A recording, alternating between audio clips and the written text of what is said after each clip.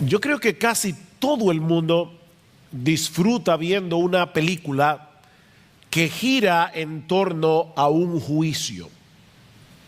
Nos encanta ver a los abogados y a la fiscalía debatir en una corte, sobre todo cuando la persona que está en el estrado está mintiendo y su falsedad queda expuesta a través de una serie de preguntas hábilmente diseñadas para llevarlo a contradecirse en su propio testimonio. Yo no sé ustedes, pero a mí me encantan esas escenas. Bueno, esto es básicamente lo que nosotros tenemos en el pasaje que vamos a estudiar en la mañana de hoy, al reasumir nuestra serie de exposiciones en la carta del apóstol Pablo a los romanos. Pablo está actuando aquí como una especie de fiscal general para demostrar a los judíos a través de una serie de preguntas retóricas que ellos también necesitaban la salvación que el Evangelio ofrece. Si ustedes recuerdan, en el capítulo anterior de la carta, Romanos capítulo 1, Pablo había demostrado que los paganos estaban en problemas con la justicia de Dios porque habían desechado las evidencias que Él ha dejado de sí mismo en la creación. Aunque ellos no tengan Biblia en sus manos, el poder, la divinidad de Dios se aprecian con toda claridad a través de lo creado, dice Pablo, de manera que esos paganos que no conocen la Biblia no tienen excusa. Pues aunque conocían a Dios, dice Pablo, no le honraron como a Dios ni le dieron gracias, sino que se hicieron vanos en su razonamiento y su necio corazón fue entenebrecido. En otras palabras, la incredulidad de los incrédulos no es otra cosa que deshonestidad intelectual. Ellos se hacen el tonto. Ellos quieren hacer creer que no saben lo que saben acerca de la existencia de Dios. Pablo dice que ellos resisten intencionalmente lo que Dios revela de sí mismo en la creación, y esa deshonestidad intelectual produce como consecuencia una vida depravada, dice Pablo. Al final del capítulo 1 de Romanos, Pablo da una lista de pecados horribles que vienen como consecuencia de esa deshonestidad intelectual, de haber resistido con injusticia la verdad. Cuando el hombre decide obviar las evidencias y echar a Dios a un lado, no solo se hace vano en su razonamiento, sino también depravado en su conducta. Ahora, ¿qué de los moralistas y religiosos? ¿Acaso no es cierto que aún en el mundo pagano antiguo había personas como Séneca, por ejemplo, que condenaban la inmoralidad, que exaltaban la virtud? Aristóteles escribió todo un libro acerca de ética, el filósofo griego. Platón hablaba de las verdades absolutas y de los valores absolutos. Exaltaban las buenas obras. Siempre ha habido gente así en el mundo. ¿Se van a condenar ellos también como el resto de los paganos? ¿O qué podemos decir de los judíos, el pueblo escogido por Dios en el Antiguo Testamento? Muchos de ellos manifestaban una conducta realmente opuesta a la cultura del mundo greco-romano, por lo menos lo que ellos profesaban con sus labios. ¿En qué posición se encuentran los judíos frente a la justicia de Dios? De hecho, yo creo que los cristianos, muchos cristianos evangélicos en el día de hoy están confundidos con respecto a ese tema. Bueno, eso es lo que Pablo va a responder ahora a partir del versículo 17 del capítulo 2. dos que vamos a considerar esta mañana. Como veremos en un momento, lo que Pablo quiere demostrar es que los judíos también estaban en problemas.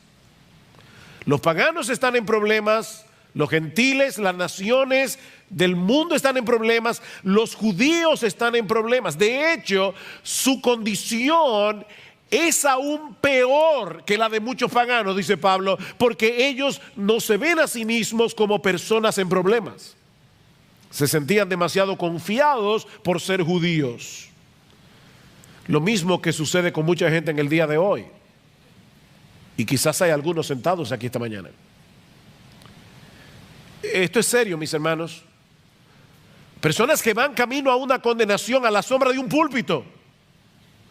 Personas que pertenecen a una iglesia evangélica y que van camino al infierno, autoengañados, pensando que son lo que no son. Así que por favor, no cierres tus oídos a este mensaje, aunque tú no seas judío. Vamos a hablar de los judíos, pero no apagues el receptor. No lo apagues, pensando que Pablo está abordando un tema aquí que no tiene que ver con nosotros en el día de hoy, porque lo que Pablo señala de los judíos en este pasaje que vamos a estudiar de Romanos 2 es un problema bastante común. El problema del autoengaño. Mucha gente se engaña a sí mismo en lo que respecta a su verdadera condición espiritual. Y es por eso que nosotros encontramos tantas advertencias en el Nuevo Testamento con respecto al autoengaño. Yo creo que pocos pasajes del Nuevo Testamento son tan aterradores como las palabras del Señor Jesús en Mateo capítulo 7 versículo 21. No todo el que me dice Señor, Señor entrará en el reino de los cielos, sino el que hace la voluntad de mi Padre que está en los cielos. Muchos me dirán en aquel día, no pocos, Señor, Señor, no profetizamos en tu nombre y en tu nombre echamos fuera demonios. Y en tu nombre hicimos, otra vez, muchos milagros. ¿Ustedes se imaginan eso?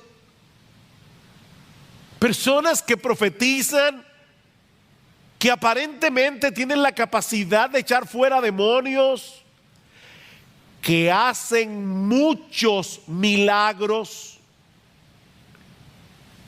Y Jesús les va a decir en el día del juicio, yo nunca os conocí.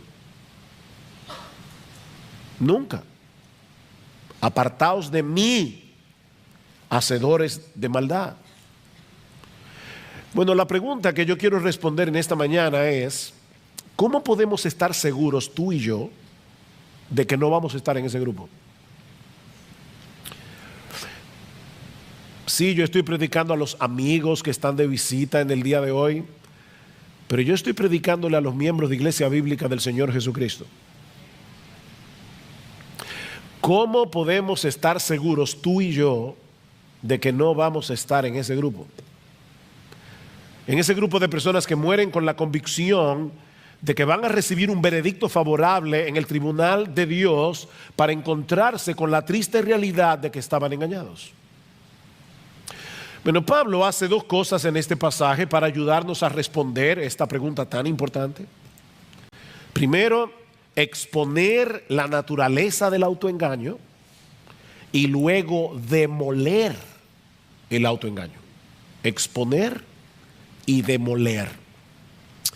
Veamos en primer lugar cómo Pablo expone la naturaleza del autoengaño. Versículo 17.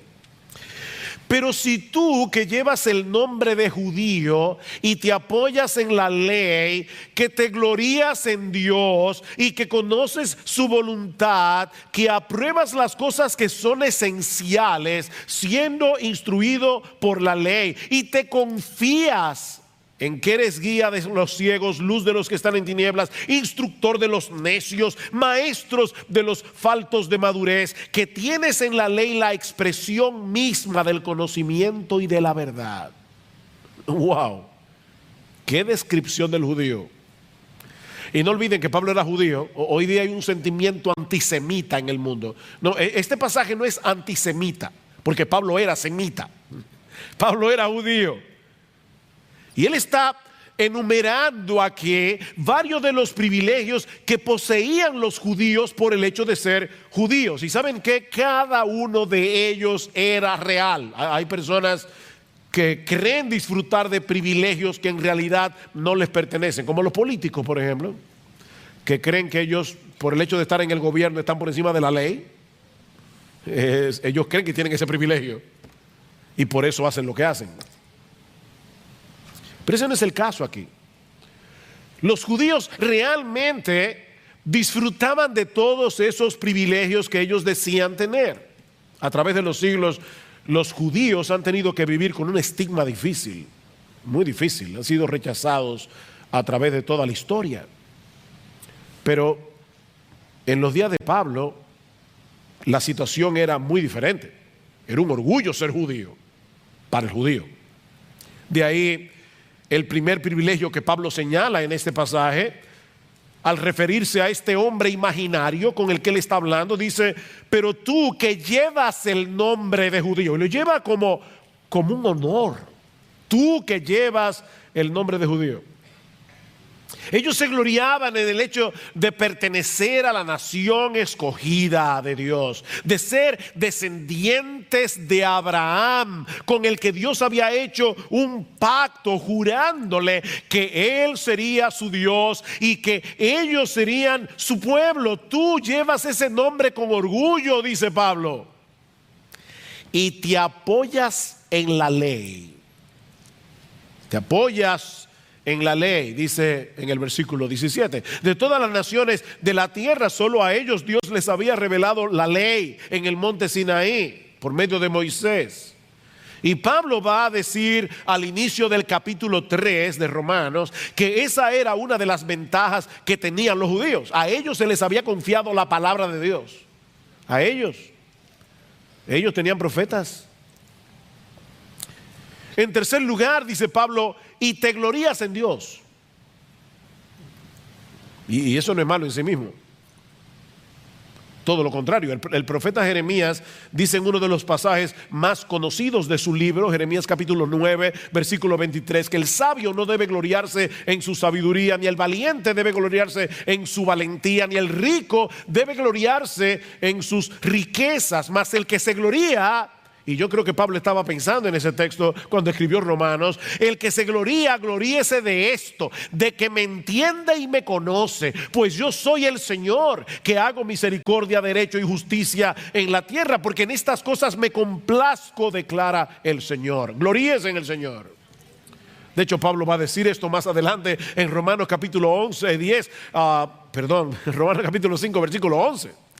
Pablo va a decir que los cristianos nos gloriamos en Dios. Así que no hay nada de malo en este gloriarse de los judíos. De hecho, no hay nada más sensato en la vida que gloriarse en Dios, en vez de gloriarse en uno mismo. En cuarto lugar, Pablo dice en el versículo 18: y conoces su voluntad. Conoces su voluntad. Y me llama la atención que el texto dice literalmente: conoces la voluntad, refiriéndose obviamente a la voluntad de Dios. El mundo está sumido en un mar de relativismo, pero tú conoces la voluntad del que creó el mundo. Eso es un gran privilegio que tú y yo tenemos también. Nosotros conocemos la voluntad, no una voluntad, la voluntad. Nosotros conocemos la verdad de Dios revelada en su palabra.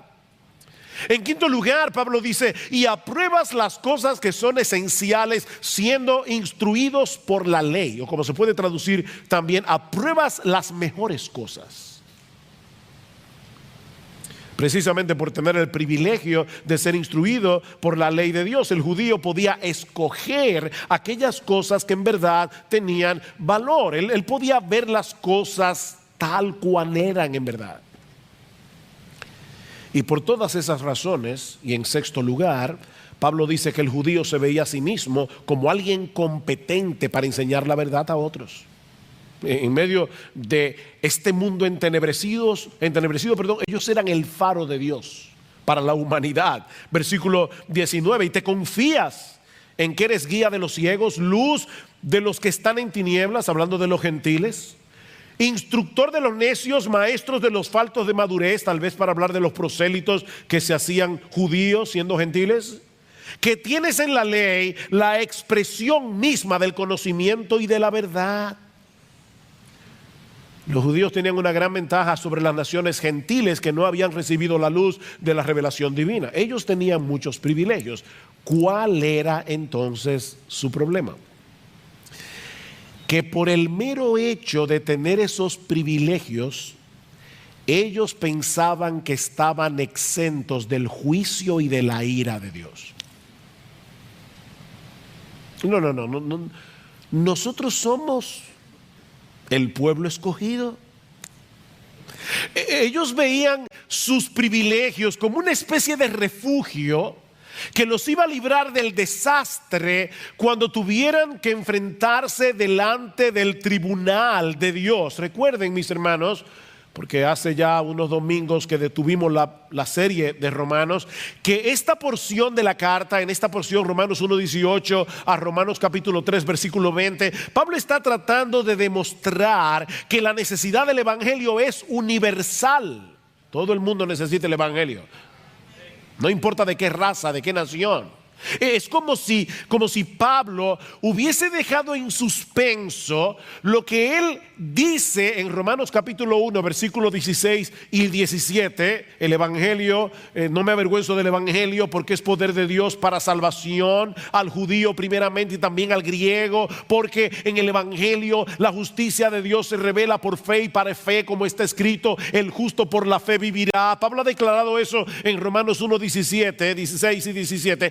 Y ahora deja esa declaración en suspenso para volverla a tomar en Romanos capítulo 3 versículo 21. Noten que Pablo comienza ese texto diciendo: pero ahora, aparte de la ley, la justicia de Dios, recuerden, la justicia de Dios se revela en el evangelio, la justicia de Dios ha sido manifestada, atestiguada por la ley y por los profetas. ¿De qué justicia está hablando Pablo aquí? Él dice, es decir, te lo explica él mismo, la justicia de Dios por medio de la fe en Jesucristo para todos los que creen, porque no hay distinción, por cuanto todos pecaron y no alcanzaron la gloria de Dios.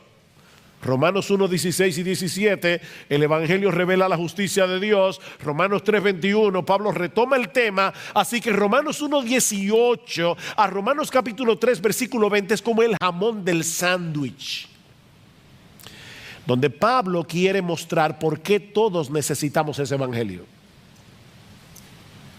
Judíos y gentiles. Judíos y gentiles. Todos tenemos problemas con la justicia de Dios, incluyendo a los judíos a pesar de sus privilegios.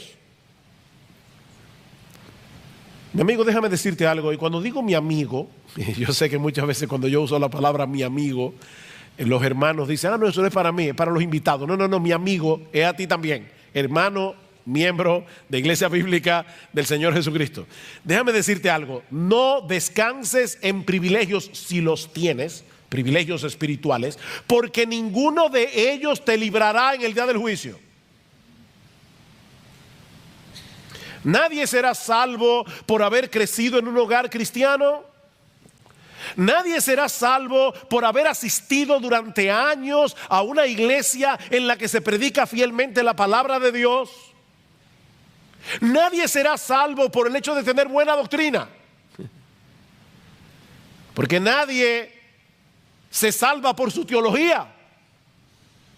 Nadie va a llegar al cielo por causa de su confesión de fe. Señor, tú sabes que yo tenía la confesión de fe de Londres de 1689. Yo creí en la sana doctrina. Olvídate de eso. Y yo me bauticé en Iglesia Bíblica del Señor Jesucristo. Olvídate de eso. Olvídate de eso. Olvida tus privilegios.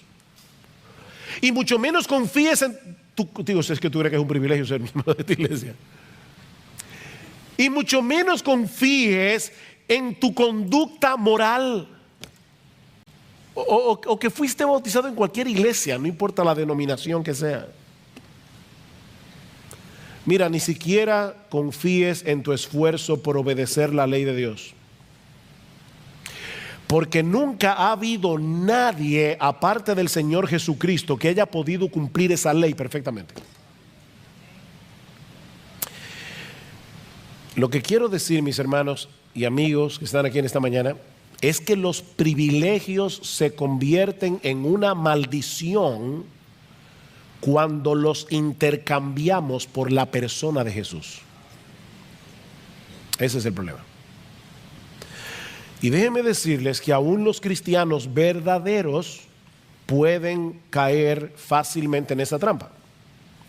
¿Saben que cuando nosotros nos convertimos al Señor Jesucristo, se instala en nuestro corazón el software de la gracia, el sistema operativo de la gracia, en el momento de nuestra conversión? Pero como el pecado todavía mora en nosotros, el sistema operativo de las obras es como un virus cibernético que está tratando de dañar el sistema operativo de la gracia. Así que todo el tiempo tenemos que estar luchando con el católico romano que tenemos en el corazón. Tú y yo somos fariseos en recuperación. Tenemos que luchar con ese problema y fácilmente podemos caer en la trampa de lo que alguien ha llamado el moralismo cristiano. Moralismo cristiano. Mira, cada vez que tú te jactas de algo que hayas hecho, cada vez que presupones que te has ganado el favor de Dios por tu obediencia, has caído en la trampa del moralismo cristiano. Mi hermano, nunca olvides que aparte de Cristo no merecemos ninguna otra cosa que la condenación, y que aparte de su gracia no podemos hacer absolutamente nada que de verdad sea agradable en la presencia de Dios. No hay nada de qué gloriarse. El que se gloría, que se gloríe en el Señor. El problema del judío, como dice Pablo, y yo lo dejé en suspenso, pero ahora quiero retomarlo otra vez, cuando Pablo dice: y te apoyas en la ley. Ven, dependes de la ley, descansas en el hecho de que tienes la ley, en que estás tratando de obedecer la ley. No, mis amados hermanos, Jesucristo es el todo de la vida cristiana. Él es el principio y el fin. Los privilegios son privilegios, las bendiciones son bendiciones, siempre que no sustituyan a Jesús.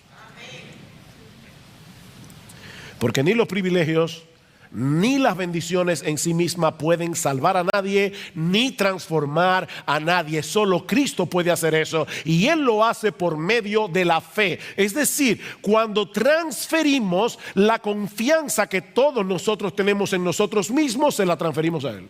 Y ahora confiamos en Él, no en nosotros mismos. Ya Pablo ha expuesto el autoengaño de los judíos y de todos los que se amparan en sus privilegios para rechazar el evangelio o para tener un poco el evangelio. Pero ahora Pablo va a tratar de demoler, de autodestruir ese autoengaño a través de preguntas retóricas. Ahora tenemos a Pablo el fiscal. El autoengaño demolido. Hace unos domingos atrás consideramos en dos mensajes los primeros 16 versículos del capítulo 2 que anteceden al pasaje que estamos estudiando hoy. Y una de las enseñanzas que nosotros extrajimos de ese pasaje es que, si bien es cierto que la salvación es por la fe y no por obras, recuerden, mis hermanos, que lo que será juzgado en el día del juicio son las obras que evidencian la realidad de la fe. ¿Recuerdan eso? Versículo 5, Pablo dice: mas por causa de tu terquedad, está hablando allí de los moralistas, y de tu corazón no arrepentido, estás acumulando ira para ti en el día de la ira y de la revelación del justo juicio de Dios, el cual pagará a cada uno conforme a sus obras. La salvación es por la fe, el juicio es por las obras. Déjeme aclarar eso por si acaso alguien se olvidó ya de lo que predicamos hace varios domingos. Por ejemplo, Definitivamente nadie se va a salvar por obedecer los mandamientos. Eso lo sabemos todos. Pero todo aquel que ha sido salvado por Cristo, dice la misma carta a los romanos en Romanos 6, Romanos 7, Romanos 8, que todo aquel que es salvado por Cristo es capacitado por el Espíritu de Dios que ahora mora en nosotros para obedecer a Dios sinceramente, aunque nunca podamos hacerlo perfectamente. El que me ama, mi palabra guardará. ¿Recuerdan? Si me amáis, guardad mis mandamientos, dice el Señor en Juan capítulo 14. Esa obediencia movida por la gratitud, no por un deseo servil y temor de servil de que si yo no hago esto me va a partir un rayo. No. La obediencia movida por la gratitud, la obediencia movida por el deseo de que Dios sea glorificado en mi vida, es una evidencia de que somos salvos. Pero estos judíos de los que Pablo está hablando aquí y de todos los que son como ellos, se gloriaban en el hecho de tener la ley y de enseñársela a otros, pero al mismo tiempo ellos desobedecían esa ley de diversas maneras. Vean el versículo 21. Aquí comienza el fiscal, la fiscalía. Tú pues que enseñas a otro, ¿no te enseñas a ti mismo? ¡Pum! Sí. Primer misil. Miren, este es un pecado muy común. El decir a otros lo que deben hacer y con insistencia. Cuando nosotros mismos vivimos por estándares muy inferiores. Eso fue lo que el Señor Jesucristo señaló de los escribas y fariseos en su famoso discurso de Mateo 23. ¿Recuerda lo que les dice el Señor? En la cátedra de Moisés se sientan los escribas y los fariseos. Así que todo lo que os digan que guardéis, guardadlo y hacedlo. Ellos enseñan la sana doctrina. Son ortodoxos en su enseñanza. Mas no hagáis conforme a sus obras, porque dicen y no hacen. Porque atan cargas pesadas y difíciles de llevar y las ponen sobre los hombros de los hombres, pero ellos ni con un dedo quieren moverlas. ¿Ven el problema? En otras palabras, ellos enseñan la doctrina correcta, pero son unos hipócritas. Porque no ponen en práctica las mismas cosas que ellos le dicen a otros que deben hacer. Hoy es el Día de los Padres. Lo siento, padres, pero déjenme decirles algo. Yo creo que los padres somos muy vulnerables a caer en ese pecado cuando instruimos a nuestros hijos. De verdad, piensa en todo lo que tú le demandas a tus hijos. Que obedezcan a la primera voz. ¿No es así? No, que me obedezcas, que me hagas caso. Sobre todo, que me honres porque soy tu papá. Y muy bien, los hijos deben aprender a obedecer, los hijos deben aprender a honrar a sus padres. Ahora yo te pregunto, y es una pregunta que me hago yo mismo también, es un autoexamen para todos. ¿Tenemos nosotros los padres esa misma diligencia para obedecer y honrar a nuestro Padre Celestial? Es muy fácil decirle a los hijos, haz esto, haz aquello. ¿Qué tan serio nosotros tomamos la lectura regular de la Biblia para aplicar en nuestras vidas las cosas que leemos en su palabra? O sea, hay dos preguntas aquí. ¿Qué tan en serio tú tomas la lectura regular de la Biblia? Porque eso es escuchar a tu padre. Tú le dices a tus hijos, tú no le dices a tus hijos, oye, que me oigas. A veces tú le estás hablando a tus hijos y ellos están con un celular. ¿Ha pasado eso? Y tú le dices, no, apaga el celular y escúchame. Yo a veces me imagino a Dios diciendo lo mismo, que apague el celular ese y que me escuche. Y Él habla a través de su palabra. Entonces nosotros le decimos a nuestros hijos, escúchame, y Dios te dice, sí, escúchame, que yo soy tu padre, escúchame. Y no me escuches simplemente para decir que hiciste el devocional, escúchame para hacer lo que leíste. Escúchame. Dice Martin Lloyd-Jones, hablando de este problema, cuando lees tu Biblia día tras día, ¿te aplicas su verdad a ti mismo? ¿Qué pretendes cuando lees la Biblia? ¿Solo tener conocimiento de ella para después mostrar a los demás lo mucho que sabes y para tener argumentos para discutir? ¿O realmente quieres aplicar su verdad a ti mismo? Y ahora dice Martin Lloyd-Jones, mientras leas, háblate a ti mismo y dile a tu alma, esto es para mí. Permite que la escritura te examine. Si no lo haces, puede ser muy peligroso. Me llamó la atención esto último que dice Lloyd-Jones. En un sentido, mientras más conoces de la Biblia, más peligro corres si no te la aplicas a ti mismo. ¿Se dan cuenta que ese problema no era solo de los judíos? Antes de que intentemos aplicar la Biblia a otros, debemos comenzar con nosotros mismos. Pero estos judíos en su hipocresía se contentaban con tener la ley, enseñársela a los demás, aunque ellos mismos la desobedecían. Y Pablo da 3 ejemplos de esto. Versículo 21. Tú que predicas que no se debe robar, ¿robas? Usted ve, pastor, ahí sí yo me siento libre. Robar. Miren, hay que ser muy sinvergüenza para uno decir claramente que está a favor del robo. Todo el mundo pretende ser una persona honrada. Y yo creo que es una de las cosas que la gente más dice. Yo soy una persona honrada. Pero déjame decirte que hay muchas formas de robar. No declarar todos nuestros ingresos a la hora de pagar los impuestos es un robo. Es un robo al gobierno. Pastor, pero ellos son unos ladrones a veces y es un problema tuyo. La Biblia dice, pagad a todos lo que debéis. Al que honra, honra. Al que impuesto, impuesto. ¿Tú robas cuando tú te coges la hora del almuerzo y la extiendes más allá de lo que debes? Le estás robando a tu empleador porque él te está pagando para que tú hagas un trabajo. Y mucho menos si te pones a ver en Facebook cuando deberías estar trabajando. Tú estás robando. Cuando tú sobrevaloras el precio de una propiedad al momento de venderle, eso es robar. Cuando tú no ofrendas lo que tú deberías ofrendar de acuerdo a tus ingresos, tú le estás robando a Dios. Hay muchas formas de robar.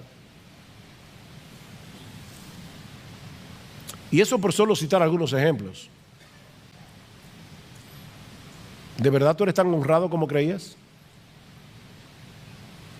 Versículo 22. ¿Tú qué dices que no se debe adulterar? ¿Adulteras? Uy, ahí sí metió el cuchillo hondo. Todos nosotros sabemos que la Biblia prohíbe las relaciones extramaritales. Y quizás hay muchos aquí que puedan decir, mira, yo siempre he sido fiel a mi esposa, a mi esposo. Pero una de las cosas que el Señor nos hace ver en el Sermón del Monte es que ese mandamiento también es violentado cuando nosotros miramos a una mujer que no es la nuestra con ojo de lascivia y de codicia. Mateo 5:28, cualquiera que mira a una mujer que no es la tuya, para codiciarla ya adulteró con ella en su corazón. Y en aquellos días no tenían que lidiar con la epidemia pornográfica con la que nosotros tenemos que bregar en el día de hoy. Casi cualquier persona tiene al alcance de su mano muchas maneras de cometer adulterio cibernético. Viendo en el internet, en el celular, lo que no debe ver, sin que nadie excepto Dios se dé cuenta. Y otra vez yo te pregunto, ¿tú sigues pensando de ti mismo que eres una persona tan intachable moralmente hablando y que no necesitas del evangelio? O sea, tú nunca has codiciado tener lo que otro tiene, ni nunca se te han ido los ojos detrás de una mujer que no es la tuya, nunca. El tercer ejemplo que usa Pablo en el versículo 22 es un poco complicado, es más difícil de entender. Dice, ¿tú que abominas de los ídolos saqueas templos? Los judíos en el Antiguo Testamento tenían muchos problemas con la idolatría hasta que Dios los envió cautivos a Babilonia. A partir de ese momento, cuando los judíos salieron de Babilonia, salieron hastiados de los ídolos y nunca más tuvieron problemas con la idolatría en un sentido literal. Ellos abominaban a los ídolos, ellos se burlaban de los gentiles que adoraban estatuas, que adoraban pedazos de madera como si fueran dioses. Fíjense que Jesús nunca acusó a los fariseos ni a los judíos de su tiempo de ser idólatras. Pero al mismo tiempo hay documentos de la época que revelan que los judíos no eran tan estrictos a la hora de utilizar los metales preciosos provenientes de templos paganos que habían sido saqueados. Y ellos decían, bueno, un ídolo no es nada en el mundo. Qué bueno que se libraron de adorar esas estatuas, ahora me la están vendiendo a mí.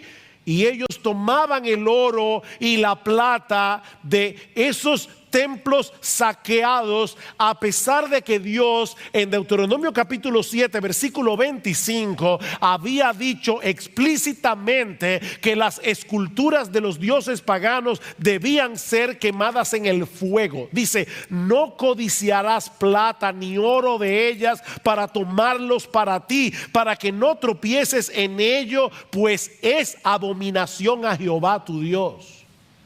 Y aparentemente es de eso que Pablo está hablando aquí. Digo aparentemente, yo no quiero ser dogmático, pero es la interpretación que más parece tener sentido. El punto es, mis hermanos, que de una forma o de otra, estos judíos de los que Pablo está hablando en este pasaje, se gloriaban de tener en sus manos la ley de Dios, de ser circuncidados, como veremos la semana que viene, de todos los privilegios que tenían por el hecho de ser el pueblo al que Dios había revelado su voluntad, pero no obedecían. Eran oidores olvidadizos. Mis hermanos, ¿de qué sirve tener la cabeza llena de conocimiento? ¿De qué sirve leer un montón de libros? ¿De qué sirve tener la cabeza llena de teología cuando no demostramos con nuestros hechos que realmente amamos a Dios y deseamos obedecer su palabra? Dice Pablo, tú que te jactas de la ley, versículo 23, violando la ley deshonras a Dios. ¿Se dan cuenta? Cuando violamos la ley de Dios, estamos deshonrando al Dios de la ley. Por eso cuando amamos la ley de Dios, estamos amando al Dios de la ley. Oh, cuánto amo yo tu ley.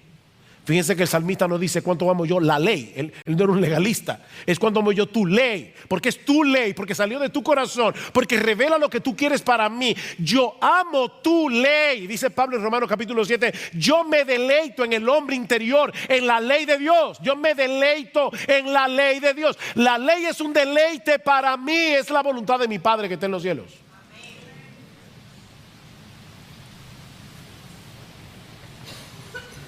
¿Y saben lo que ocurre cuando los que dicen ser el pueblo de Dios viven así? Que hacen que el mundo juzgue mal a Dios por su culpa. Dice el versículo 24, porque el nombre de Dios es blasfemado entre los gentiles por causa de vosotros, tal como está escrito.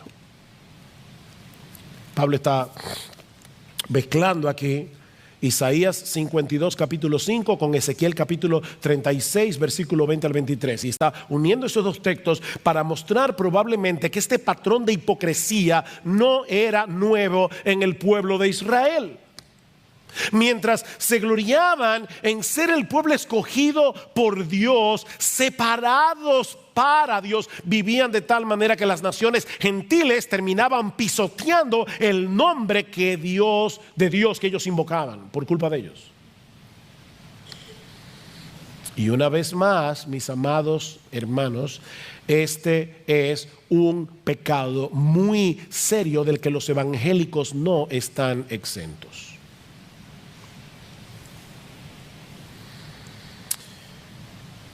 Otra vez dice Martin Lloyd-Jones, No podemos culpar al mundo incrédulo cuando juzga a Cristo y al cristianismo por lo que ven en los miembros de las iglesias. Después de todo, así como piensan los incrédulos, después de todo, ¿de qué sirve un Cristo que no transforma a nadie? Porque él dice ser cristiano y yo no veo su cristianismo en su conducta, en sus decisiones, en sus valores, cómo se visten.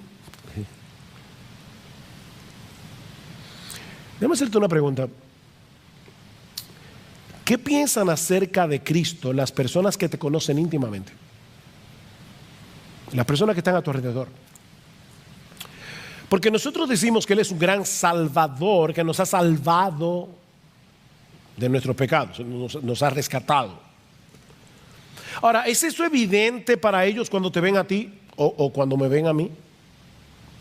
No porque vivamos una vida perfecta, sino porque vivimos una vida coherente. No es de perfección que estamos hablando aquí, es de coherencia. Es de coherencia. Aquel que ha sido salvado del pecado al precio de la muerte de su Salvador debería demostrarlo delante de todos, tomando en serio el pecado, aun cuando peca. Porque los creyentes pecan. Y yo no sé si tú lo sabías. Pero el creyente toma el pecado en serio. Hasta cuando peca, el creyente debe ser reconocido porque es un hombre, es una mujer que vive una vida de arrepentimiento todo el tiempo. Y que sabe pedir perdón cuando se da cuenta de que su conducta pecaminosa ha afectado a alguien. Es una persona que se arrepiente delante de Dios y delante de los hombres. Toma el pecado en serio.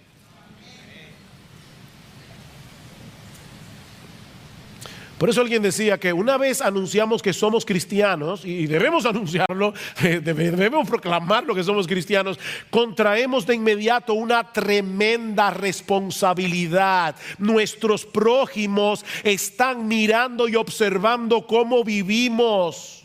Aseveramos grandes cosas acerca de Dios, dice este autor, y con toda razón, porque Dios es grande. Pero ellos lo juzgarán a Él según lo que vean en nosotros. Ellos, el mundo incrédulo, juzgará a nuestro gran Dios por lo que vean en ti y en mí. Por eso que dice este autor, es una tremenda responsabilidad. Llevamos el nombre de Cristo.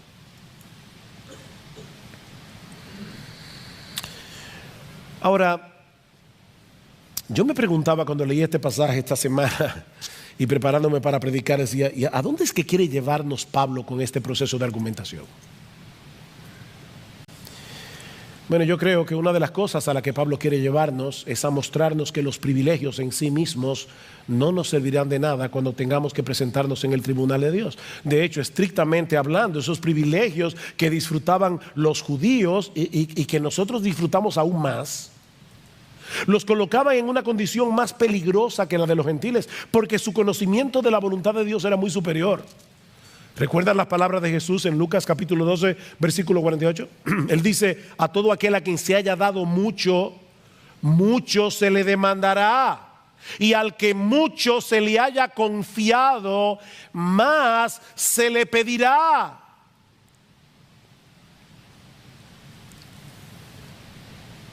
Y si tú has tenido el privilegio de estar bajo la influencia del cristianismo, y voy a hablar como loco aquí, perdónenme porque voy a hablar como loco, como dice Pablo en 2 Corintios 11. Si tú has tenido el privilegio de estar en una iglesia en la que yo creo de verdad de corazón que se trata de predicar fielmente la palabra de Dios, si tú has tenido ese privilegio domingo tras domingo, año por año,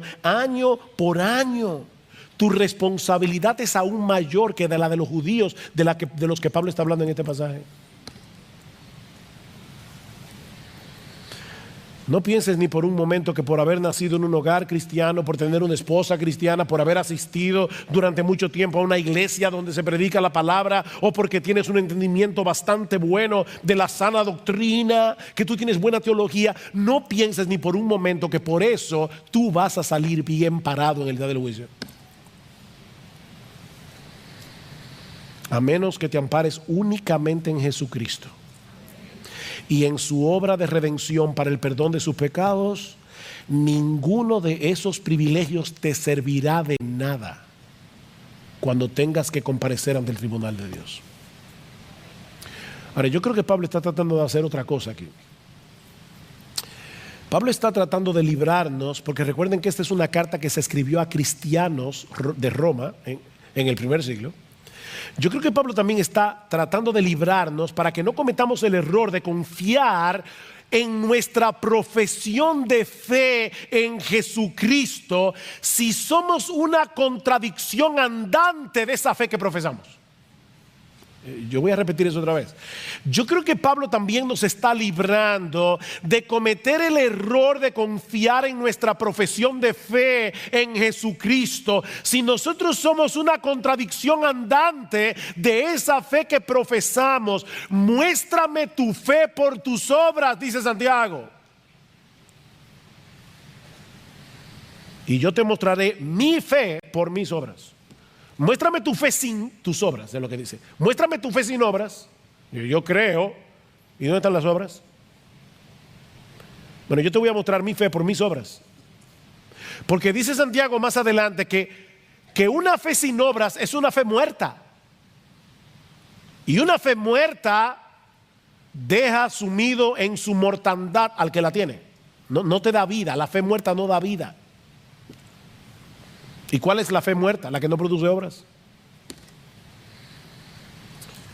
Mira, la Biblia enseña claramente que somos justificados delante de Dios por medio de la fe sola. Y esa palabra es importante. Fue esa palabra lo que hizo la diferencia en el siglo XVII, en la Reforma XVI, en la Reforma Protestante. Somos justificados por medio de la fe sola. La Iglesia Católica Romana cree que somos justificados por la fe, pero no por la fe sola, sino por la fe más las obras, más los sacramentos. No, nosotros creemos que somos justificados por la fe sola fe. Pero esa fe por la que somos justificados nunca se encuentra sola. Siempre viene acompañada de los frutos que demuestran la genuinidad de esa fe. Y ahora yo te hago esta pregunta. A la luz de lo que hemos aprendido hoy de este pasaje, ¿tú puedes estar completamente seguro de que el día de que la muerte toque tu puerta, tú partirás de inmediato a la presencia de Dios? Y si tu respuesta es que sí, ¿en qué basas tu confianza? Porque si no es únicamente en Cristo y en su obra de redención, es mi deber advertirte en esta mañana que estás descansando en una confianza falsa. Solo Cristo salva. Solo Cristo salva. Y Él salva únicamente a aquellos que vienen a Él en arrepentimiento y fe. Voy a terminar de predicar ahora. Y cuando lo haga, por favor, no te levantes de tu asiento de inmediato. Antes, nuestra iglesia ha perdido esa costumbre. Cuando se toca el piano, no es para decir salgan corriendo. Es para que tranquilo allí, en tu asiento, no te pares. El mundo no se va a acabar en 2 minutos. Quédate tranquilo. Quédate en tu asiento. Y medita en oración en lo que has escuchado hoy. Pídele al Señor en oración que te ayude a examinar tu corazón. Dice el salmista en el Salmo 139, examíname, oh Dios, y conoce mi corazón. Él conoce nuestro corazón, pero Él está pidiendo, ayúdame a conocer mi corazón, pruébame y conoce mis pensamientos y ve si hay en mí camino de perversidad. Eso es el salmista orando. Y guíame en el camino eterno. Oh, que el Señor bendiga su palabra hoy, dándonos la sensibilidad y la objetividad que necesitamos para escudriñar nuestro corazón. Pero no te quedes ahí. No te quedes ahí. Los puritanos decían, por cada mirada que le des a tu pecado, mira 10 veces a la cruz. Una mirada al pecado, 10 veces mira a Jesús. Oh, mira a Cristo.